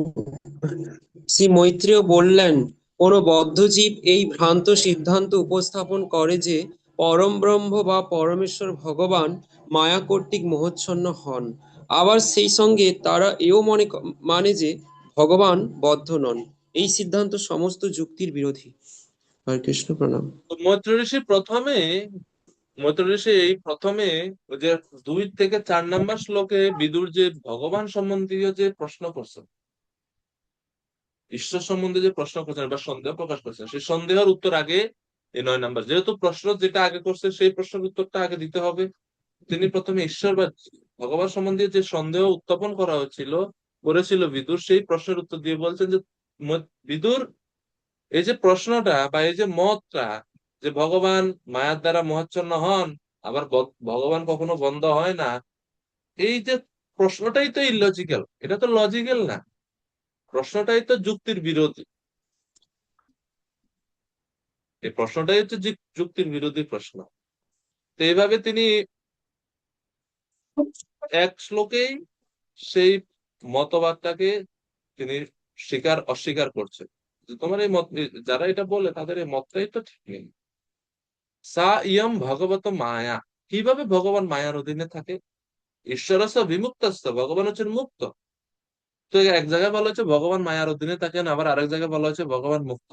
এই জন্য বলছে ইয়াত নাইয়েন বিরুদ্ধে, শাস্ত্রের অনুযায়ী, ন্যায় শাস্ত্র অনুযায়ী বা দর্শন শাস্ত্র অনুযায়ী এটা বিরুদ্ধ তত্ত্ব। একবার বলছো তুমি ভগবান নির্গুণস্য, ভগবান অবিকারী না, আবার বলছো তিনি বিকার প্রাপ্ত হন। দুইটা জিনিস তো একসাথে হতে পারে না। এর মানে এই তোমার এই প্রশ্নটাই বিরুদ্ধ, একটা অন্যটার সাথে মিলছে না। আচ্ছা,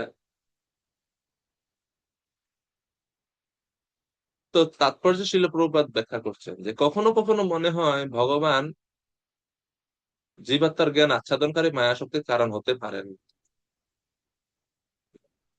কিন্তু প্রকৃতপক্ষে বহিরঙ্গা মায়াশক্তিও যে পরমেশ্বর ভগবানের বিভিন্ন অংশ সেই সম্বন্ধেও কোনো সন্দেহ নেই। এটা বোঝানোর জন্য উপমা ব্যবহার করা হচ্ছে মেঘ এবং তুষারপাত। মেঘ এবং তুষারপাত হচ্ছে সূর্যের অংশ। মেঘ কখনো সূর্যকে আবৃত করতে পারে না, যদিও সূর্যের কারণেই মেঘ এবং তুষারের জন্ম হয়। মেঘের কারণে আমরা সূর্যকে দেখতে পাচ্ছি না, এটা আমাদের দোষ, এটা সূর্যের দোষ না। কারণ সূর্যের জায়গায় আকাশে ঠিকই আছে, আমাদের কমতি যে আমরা সূর্যকে দেখতে সক্ষম হই না। তো এই 9 নম্বর শ্লোক থেকে 11 নম্বর শ্লোক পর্যন্ত অনেকগুলো উপমা খুব সুন্দরভাবে প্রভুপাদ তাৎপর্যে ব্যবহার করছেন, অনেক উপমা। এবং আপনাদের হোমওয়ার্ক থাকবে উপমাগুলো কি কি এবং তার থেকে কি শিক্ষা প্রভুপাদ দিচ্ছেন এগুলা তাৎপর্য পড়ে পড়ে বের করা। তারপরে 2 নম্বর উপমা এই তাৎপর্য দিচ্ছেন আগুন এবং স্ফুলিঙ্গ। আগুন থেকে স্ফুলিঙ্গ প্রকাশ হয়। আগুন হচ্ছে ভগবানের সঙ্গে তুলনা করছে, স্ফুলিঙ্গ হচ্ছে জীবের সঙ্গে তুলনা করা হচ্ছে। মূল অগ্নিসদৃশ ভগবান কখনো মায়া দ্বারা আচ্ছন্ন হয় না, কিন্তু স্ফুলিঙ্গ যখন মূল আগুন থেকে সরে যায়, মূল আগুন থেকে ছিটকে বের হয়ে যায়, তখনই সে মায়ার দ্বারা প্রভাবিত হয়ে যায়, অর্থাৎ তার আগুন নিভে যায়। তো এরকম ভাবে প্রবাদ সুন্দর উপমা ব্যবহার করে তাৎপর্য থেকে এই উত্তরগুলো দিচ্ছে। তো এক শ্লোকে তিনি জীব সম্বন্ধীয় যে বিভ্রান্তি, ঈশ্বর সম্বন্ধে যে বিভ্রান্তি সেটা দূর করে 10 নম্বর শ্লোকে তিনি জীব সম্বন্ধে যে প্রশ্ন করছেন সেটারও উত্তর এখন দিচ্ছেন 10-11-তে, যে স্বরূপ বিস্মৃতি হচ্ছে জীবের দুঃখের কারণ। কিভাবে জীব এই জড় জগতে আবদ্ধ হয়ে পড়ে তা এখন তিনি বলবেন। ইয়দ অর্থেন বিনা মুষ্য পুংস আত্মা বিপর্যয়া প্রতীয়তে অপদ্রষ্টু স্বশিরা ছেদন আদিকঃ। আরাধনা মাতাজি অনুবাদ করবেন কৃপা করে।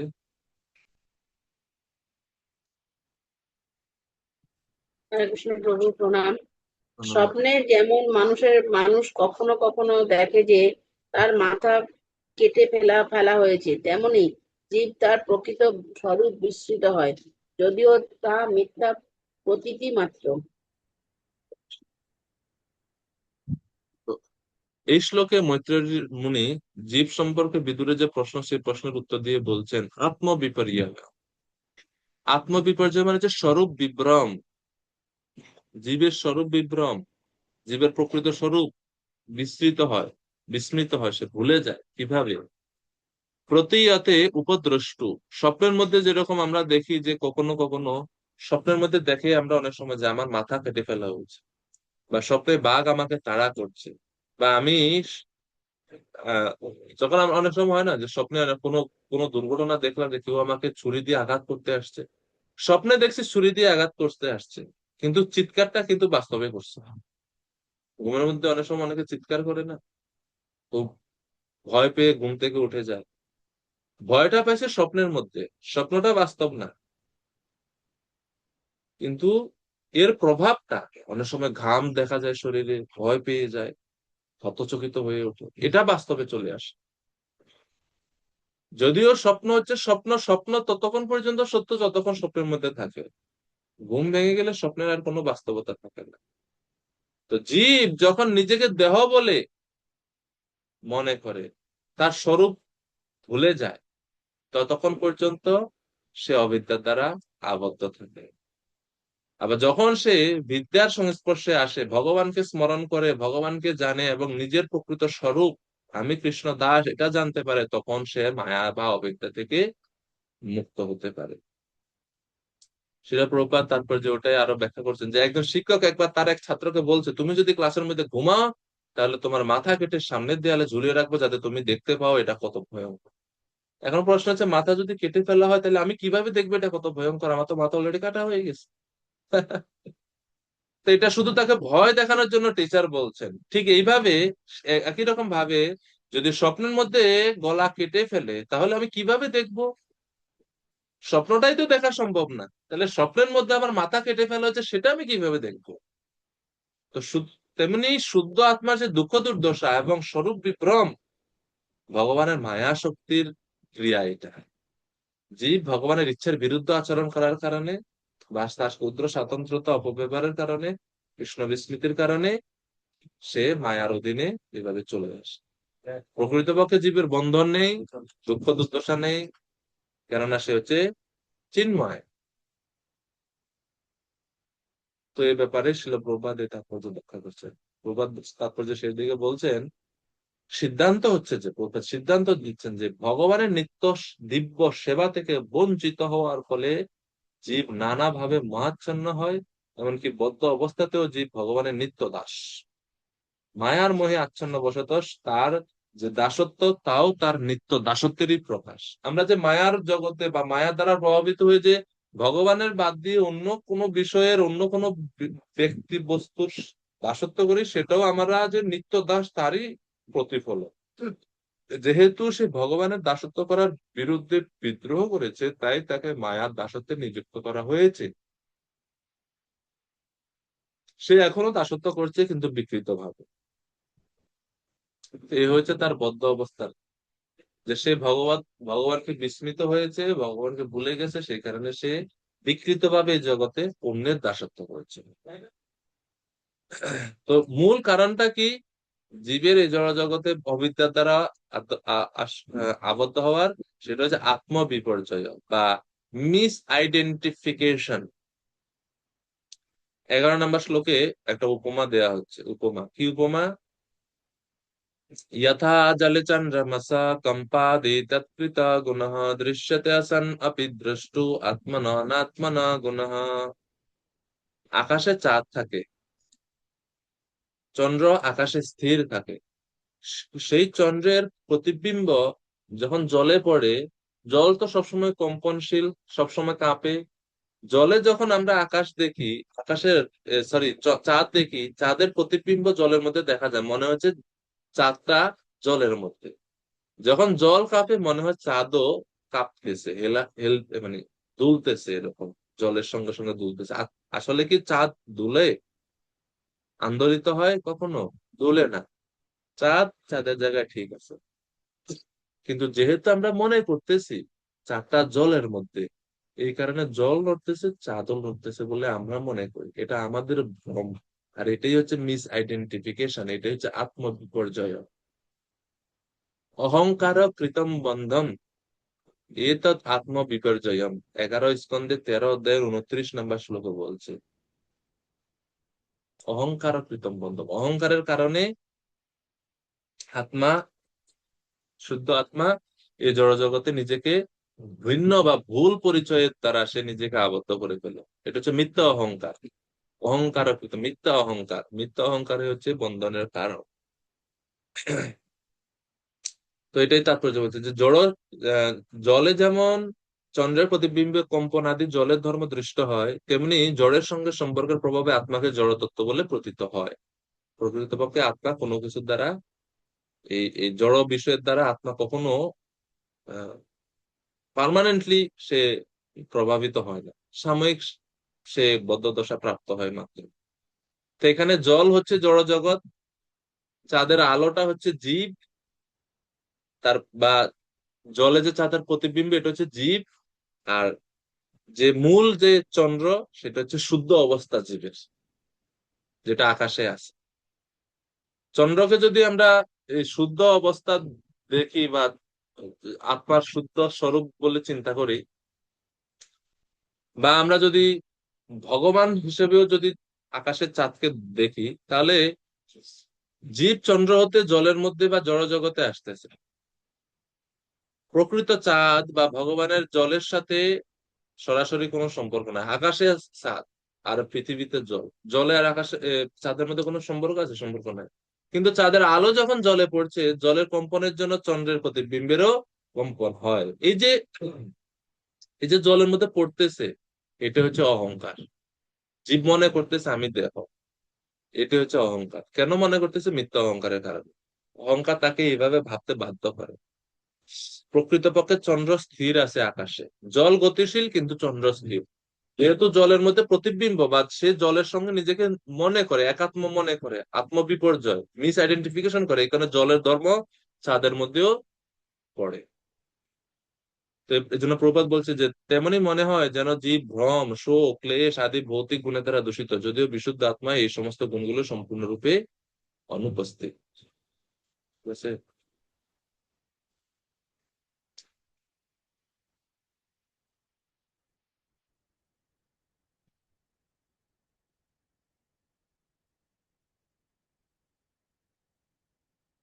তো এই চন্দ্র প্রতিবিম্ব, এই তাৎপর্য শিল প্রভুপাদ আরো বিস্তারিত ভাবে বর্ণনা করছেন, আপনারা একটু কৃপা করে এটা পড়বেন। তো এখন এই তো সমস্যা যে জীব সে নিজেকে ভুল পরিচয়ের দ্বারা আবদ্ধ হয়ে এই জড়জগতে আটকে আছে। এটা হচ্ছে সমস্যা। বা প্রশ্নের উত্তর দিলেন যে জীব কেন অবিদ্যার দ্বারা আবদ্ধ হয়? এই যে অহংকারের কারণে, মিথ্যা অহংকারের কারণে, বা নিজেকে সে মিস আইডেন্টিফিকেশন বলে মনে করে, সে জলের সঙ্গে নিজেকে একাত্ম বলে মনে করে, যদিও জলের সঙ্গে চাঁদের কোনো সম্পর্ক নেই। এখন এই হে ঋষি, মৈত্রেয় ঋষি, এই সমস্যা থেকে উত্তরণের উপায় কি? কিভাবে জীবকে অবিদ্যার থেকে মুক্ত করা যায়, তার উপায় সম্বন্ধে একটু বলুন। তো 12 থেকে 14 নম্বর শ্লোকে উপায় সম্বন্ধে বলছেন, হে বিদুরজি, জীব যদি অবিদ্যা বা এই অজ্ঞানতা থেকে মুক্ত হতে চায়, তাহলে তার একটা সমাধান আছে। সমাধানটা কি? সমাধান, সবচেয়ে শ্রেষ্ঠ সমাধান হচ্ছে ভক্তিযোগ। সা বৈ নিবৃত্ত ধর্মেণ বাসুদেবানুকম্পয়া ভগবত ভক্তি যোগেন তিরোধত্তে শনৈ ইহ। বিষয়ের প্রতি অনাসক্ত হয়ে ভগবত ভক্তির পন্থা অনুশীলনের ফলে পরমেশ্বর ভগবান বাসুদেবের কৃপার প্রভাবে নিজের স্বরূপ সম্বন্ধে এই ভ্রান্ত ধারণা থেকে ধীরে ধীরে মুক্ত হওয়া যায়। ডাইরেক্ট উত্তর, সব ওই নিবৃত্তি ধর্মে না, আগে তার বিষয়ের প্রতি অনাসক্ত হতে হবে, এবং একই সাথে কি করতে হবে? ভগবত ভক্তি যোগে না, ভক্তি যোগে বা ভক্তি ভগবানের সেবা করতে হবে। এর ফলে বাসুদেব অনুকম্পায়া, ভগবানের কৃপাতে তিরোধত্তে শনৈ ইহ, শনৈ মানে ধীরে ধীরে তার এই অজ্ঞানতাটা দূর হবে বা অবিদ্যাটা দূর হবে। তাই না? বিশ্বনাথ চক্রবর্তী ঠাকুর এখানে 2 ধরনের সমস্যার সমাধান দিচ্ছেন। তিনি বলছেন নিবৃত্তি বলতে বোঝায় বৈরাগ্য, আর নিবৃত্ত ধর্ম মানে হচ্ছে ভক্তি মিশ্র জ্ঞানের কথা বলা হচ্ছে। তো এখানে যে জ্ঞানটা হচ্ছে মুখ্য, ভক্তিটা হচ্ছে কম। এর আহ, আর নিবৃত্ত ধর্মে না, আর হচ্ছে ভক্তি যোগে না। ভক্তি যোগে মানে হচ্ছে শুদ্ধ ভক্তি যোগ, কেবলা ভক্তি। শুদ্ধ ভক্তিটা কিভাবে আসবে? বাসুদেব অনুকম্পয়া, ভগবানের যখন কৃপা হবে তখন ভক্তের মধ্যে শুদ্ধ ভক্তিটা প্রকাশিত হবে। আমরা যে প্রথমে ভক্তি অনুশীলন করছি, এটা আমরা শুদ্ধ ভক্তি করতে পারি না। বদ্ধ অবস্থায় আমরা শুদ্ধ ভক্তি করতে পারি না। আমরা অনুশীলন করি শুদ্ধ ভক্তি পাওয়ার জন্য, ভক্তি দেবীর কৃপা পাওয়ার জন্য। যখন ভগবান কৃপা করেন, ভক্তি দেবী কৃপা করেন আমাদের অনুশীলন দেখে, আমাদের চেষ্টা দেখে, আমাদের ঐকান্তিকতা দেখে, তখন বাসুদেব অনুকম্পায়া, তখন আমরা শুদ্ধ ভক্তি লাভ করি। যেরকম নাম, প্রথমে আমরা শুদ্ধ নাম জপ করতে সক্ষম হই না, আমরা হয় নাম অপরাধ যুক্ত করি নাম, অথবা নামাভাস করি। কিন্তু যখন আমরা নাম করতে থাকি করতে থাকি করতে করতে শুদ্ধ নাম বা নাম প্রভুর কৃপা হলে আমরা শুদ্ধ নাম লাভ করতে পারি সেই রকম ভাবে। তো ভগবানের কৃপা ফলে আমরা শুদ্ধ স্তরে আসি, এবং এর ফলে তিরোধত্তের শনেই ইহ, আমাদের যে অজ্ঞানতা, আমাদের যে অবিদ্যা, যে অবিদ্যা হচ্ছে সমস্ত দুঃখ কষ্টের মূল কারণ, সেগুলো ধীরে ধীরে তিরোধান হয়, ধীরে ধীরে দূরে চলে যায়। এই জন্য প্রভুপাদ তারপর যে ভক্তির মাহাত্ম্য বর্ণনা করছেন, যে প্রথম স্কন্ধে আলোচনা করা হয়েছে যেহেতু বাসুদেবের প্রতি ভক্তিযোগের প্রভাবে বিশুদ্ধ জ্ঞানের উদয় হয়, তার ফলে তা অচিরেই জড় বিষয়ের প্রতি বৈরাগ্যের উদয় হয়। এইভাবে এই জীবনে চিন্ময় সত্তার পুনর্জাগরণ হয়, তখন কম্পন বা চঞ্চলতা সৃষ্টিকারী জড়বায়ু থেকে জীব মুক্ত হয়। বাসুদেবে ভগবতী ভক্তি যোগ প্রয়োচিত জনয়তি আশু বৈরাগ্যম জ্ঞানম চ ইয়ৎ অহৈত। ওটারই অনুবাদ প্রভুপাদ এখানে লিখছেন। কেবল সবকিছুর জানার উদ্দেশ্য হচ্ছে সবকিছু জানার উদ্দেশ্যে ভক্তিবিহীন জ্ঞানের যে চর্চা, তা হচ্ছে শ্রম মাত্র। ভগবান বাসুদেব কেবল ভক্তিযুক্ত সেবার মাধ্যমে সন্তুষ্ট হন, এবং সেই কৃপা উপলব্ধ হয় শুদ্ধ ভক্তগণের সঙ্গের প্রভাবে। কেউ যদি ভগবানের কৃপা লাভ করতে চান, তাহলে তার উচিত শুদ্ধ ভক্তের সঙ্গ করা, এবং এই প্রকার সঙ্গই কেবল ক্রমশ মানুষের চঞ্চলতা থেকে তাকে মুক্ত করতে পারে। তো প্রভুপাদ সমাধান দিচ্ছেন, জীব যদি অবিদ্যা বা এই যে জলের কম্পন থেকে রক্ষা পেতে চায়, তাহলে অবশ্যই তাকে শুদ্ধ ভক্তের সঙ্গ করতে হবে, শুদ্ধ ভক্তি যোগের অনুশীলন করতে হবে। তাহলে তার এই ক্লেশ বা কম্পন ভাব দূর হওয়া সম্ভব। 13 নম্বর শ্লোকে মৈত্রেয় ঋষি আরো বলছেন, ভগবানের সেবার মাধ্যমে ইন্দ্রিয়গুলো পরিতৃপ্ত হয় এবং সমস্ত ক্লেশ দূর হয়। এটা 13 নম্বর শ্লোকের বিষয়। হ্যাঁ, ইন্দ্রিয়গুলি যখন দ্রষ্টা পরমাত্মা পরমেশ্বর ভগবানকে প্রাপ্ত হয়ে সম্পূর্ণরূপে পরিতৃপ্ত হয়, তখন সুষুপ্ত ব্যক্তির মতো তার সমস্ত ক্লেশ সর্বতভাবে বিদূরিত হয়। ইন্দ্রিয় উপরাম, যখন আমাদের ইন্দ্রিয়গুলো সন্তুষ্ট হয়। ইন্দ্রিয় কিভাবে সন্তুষ্ট হয়? দ্রষ্টা আত্মনি পরে হরৌ, দ্রষ্টা যখন সে দেখে বা অনুভব করে বা উপলব্ধি করে ভগবানকে, তখন কি হয়? বিলিয়ন্তে তদা ক্লেশা, তার সমস্ত দুঃখ বা ক্লেশের নিবৃত্তি ঘটে। এবং তখন কি রকম এর উপমা দিচ্ছে, সংসুপ্তাস্য ইব কৃৎস্নশঃ। কৃৎস্নশঃ মানে হচ্ছে সম্পূর্ণভাবে, সম্পূর্ণভাবে কি হয়? ক্লেশ দূর হয়। সংসুপ্তাস্য, সংসুপ্তাস্য মানে বুঝেন, সুষুপ্ত অবস্থায় ব্যক্তির মতো। সুষুপ্ত স্তর কোনটা? আমরা জানি চেতনার 3টা স্তর আছে, জাগ্রত, স্বপ্ন, সুষুপ্ত। জাগ্রত মানে হচ্ছে যে যখন আমরা এই যে জাগরণ অবস্থায় আছি। স্বপ্ন মানে হচ্ছে ঘুমের মধ্যে যখন স্বপ্ন দেখি, মানে ঘুমাচ্ছি কিন্তু ঘুমের মধ্যে মন এবং জ্ঞান ইন্দ্রিয় গুলো তখনও অ্যাক্টিভ, তারা সচল। কারণ জ্ঞান ইন্দ্রিয় যদি সচল না থাকে, চোখ দিয়ে দেখি কেমনে ঘুমের মধ্যে, মিষ্টি খাই কেমনে ঘুমের মধ্যে স্বপ্নে। জ্ঞানেন্দ্রিয় গুলো স্বপ্নের মধ্যে সচল থাকে, মন সচল থাকে, বুদ্ধি সচল থাকে, অহংকার সচল সচল থাকে। সেটা হচ্ছে স্বপ্ন। আর সুষুপ্তি মানে হচ্ছে গভীর নিদ্রা, স্বপ্নহীন নিদ্রা, যেই নিদ্রাতে এমনকি স্বপ্ন আমরা দেখি না, গভীর নিদ্রা, ডিপ স্লিপ মাতাজি বলছেন। সেটাই, এটাকে বলা হচ্ছে সুষুপ্তি। সুষুপ্তি অবস্থা এমন একটা অবস্থা, প্রায় নির্বিশেষ ব্রহ্মের মতো অনুভূতি হয় এই সুষুপ্ত অবস্থাতে। প্রায় বলছে মানে পুরা না, প্রায়। সুষুপ্ত অবস্থায় জীব দেহাত্ম বুদ্ধি জ্ঞান তার তখন থাকে না। যখন আমরা গভীর ঘুমে থাকি, আপনি জানেন, তখন মনে থাকে আপনি যে মানুষ, তখন মনে থাকে আপনি যে বিছানার উপরে শুয়ে আছেন, তখন মনে থাকে আপনার গায়ে কাপড় আছে কি না, ঠান্ডা লাগতেছে কি না, শীত করতেছে কিনা, মনে থাকে না। কেন মনে থাকে না? মনে তখন আপনার কোনো দুঃখ কষ্ট থাকে না। আপনার হয়তো জ্বর, কিন্তু খুব গভীরে যখন আপনি ঘুমাই যান, ঘুম যখন খুব গভীর হয়ে যায়, তখন যে আপনার জ্বর আছে, আপনি যে কষ্ট অনুভব করছেন, সেটা আপনি ভুলে যান। কষ্টটা আবার অনুভূতি হওয়া কখন শুরু হয়? যখন আপনি ঘুম থেকে উঠেন, জাগ্রত অবস্থাতে, তখন। এই জন্য বলছে সুষুপ্ত অবস্থায় কোনো দুঃখ কষ্টের অনুভব থাকে না। এটা প্রায় ব্রহ্ম উপলব্ধির মতো। একজন মানুষ সারাদিন পরিশ্রম করে যখন বিছনায় পড়ে রাত্রে, তখন ওনার যে ঘুমটা হয় এটা হচ্ছে সুষুপ্তি ঘুম। যারা শারীরিক পরিশ্রম কম করে তাদের সুষুপ্তি ঘুম হয় না। তো এই যে সুষুপ্তি অবস্থায় যেরকম ক্লেশ থাকে না, সেই রকম ভক্ত কৃষ্ণ ভক্তি অনুশীলনের ফলে যখন তার ইন্দ্রিয়গুলো দিয়ে তিনি ভগবানের সেবা করেন, ইন্দ্রিয়গুলো যখন ভগবানকে উপলব্ধি করে, তখন সমস্ত ক্লেশ থেকে তিনি মুক্ত হন। শিল প্রভুপাদ তাৎপর্য একটা দৃষ্টান্ত দিচ্ছেন, দুরন্ত বালককে কৃত্রিম ভাবে নিয়ন্ত্রণ করা প্রকৃত সমাধান নয়। বালককে কোনো শ্রেষ্ঠ কার্যে নিযুক্ত করা উচিত, যার ফলে সে নিজে নিজে দুষ্টামি করা বন্ধ করে দেয়। তেমনি ইন্দ্রিয়গুলো অসৎ কার্যকলাপে অসৎ কার্যকলাপ যুক্ত, এই ইন্দ্রিয়কে ভগবানের সেবায় যুক্ত করতে হবে, তাইলে সে শান্ত হবে। দেখছেন প্রভুপাদের দৃষ্টান্ত। এরপরে প্রভুপাদ মৈত্র ঋষি 14 নম্বর শ্লোকে সরাসরি ভক্তি যোগের অঙ্গগুলো করার জন্য মৈত্র বিদুরকে উপদেশ দিচ্ছেন। এই শ্লোক খুব সুন্দর এবং খুব গুরুত্বপূর্ণ শ্লোক, আপনারা এটা শিখতে পারেন, মুখস্থ করতে পারেন সবাই। এটা পড়া আপনাদের। অশেষ সংক্লেশ সমম বিধত্তে গুণানুবাদ শ্রবণম মুরারে কিংবা পুনঃ তৎ চরণারবিন্দ পরাগ সেবারতিরাত্মলব্ধা।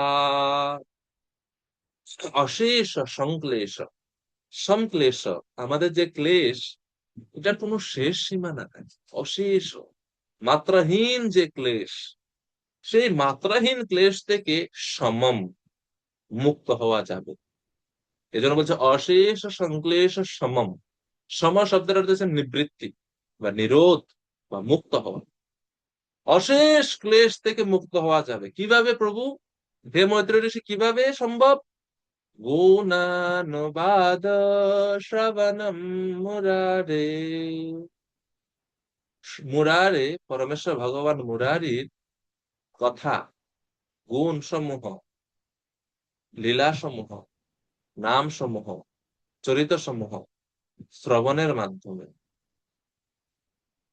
সমস্ত অশেষ সংক্লেশ সমম। আর কি হবে? খালি কি ক্লেশই দূর হবে? ক্লেশ দূর হওয়া এটা তো হচ্ছে আহ নেতিবাচক প্রভাব থেকে আমরা দূর হলাম, বা আহ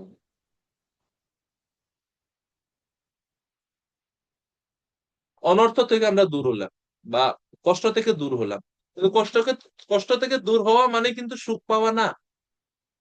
সুখকর কিছু কি পাবো কিনা, মনে করেন আহ এটা কিভাবে বলা যায়, কষ্ট কষ্ট থেকে যেমন কারো কারো কারো কারো ফোড়া হয়েছে পায়ের মধ্যে, জায়গা ঠিক মতো বসতে পারে না, চেয়ারের মধ্যে বসতে পারে না, তো একটা বালিশ দিছে নিচে, নরম বালিশ দিছে, এটার উপরে বসছে, তো কষ্টটা দূর হয়েছে না? কষ্ট তো কমছে, কিন্তু সে কি আহ রোগ থেকে মুক্ত হয়ে গেছে? না, রোগ থেকে মুক্ত এখনো হয়নি। তো কষ্ট দূর হয়েছে, ক্লেশ দূর হয়েছে, তো কিন্তু সুখ কিভাবে পাবো? সুখকর কিছু কি পাওয়া সম্ভব নেই। তো বলছে হ্যাঁ, কিংবা পুনঃ চরণারবিন্দ, যিনি ভগবানের চরণারবিন্দের সুগন্ধি যুক্ত পরাগ সেবা। পরাগ সেবা মানে ভগবানের চরণ কমলের সেবা যিনি যুক্ত হয়। ভগবানের চরণ কমলের যে সমস্ত রেণুগুলো থাকে, ফুলের মধ্যে যেরকম রেণু থাকে না, ভগবানের চরণ কমলের যে চরণ ধুলি, ধুলিকণা, রেণু, এগুলো যখন, এগুলোর সংস্পর্শে যখন কেউ আসে, রতির আত্মলব্ধা, তিনি তখন রতি লাভ করেন।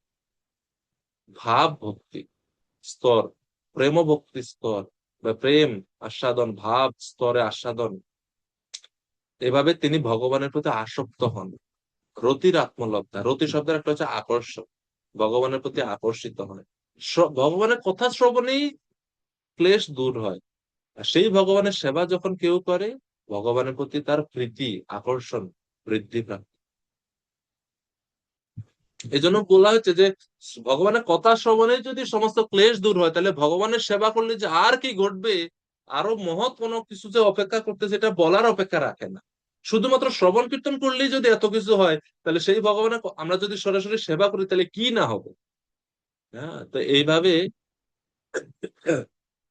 আহ উম, ভক্তি অনুশীলনের জন্য মৈত্রেয় ঋষি সরাসরি ভাবে উপদেশ দিচ্ছেন। শিল প্রভুপাদ তাৎপর্যে বলছেন, বৈদিক শাস্ত্রে ইন্দ্রিয়গুলো সংযত করার দুইটি পন্থা আছে, একটা হচ্ছে জ্ঞান পন্থা আর একটা হচ্ছে ভক্তি পন্থা। জ্ঞান পন্থায় কৃত্রিম ভাবে তারা নিয়ন্ত্রণ করে, ভক্তি পন্থায় স্বাভাবিকভাবে নিয়ন্ত্রিত হয়। এরপরে ভক্তি যোগের অনুশীলনের দুইটা স্তর আছে। প্রভুপাদ বলছেন বৈদিক সাধন ভক্তি, রাগানুগা সাধন ভক্তি।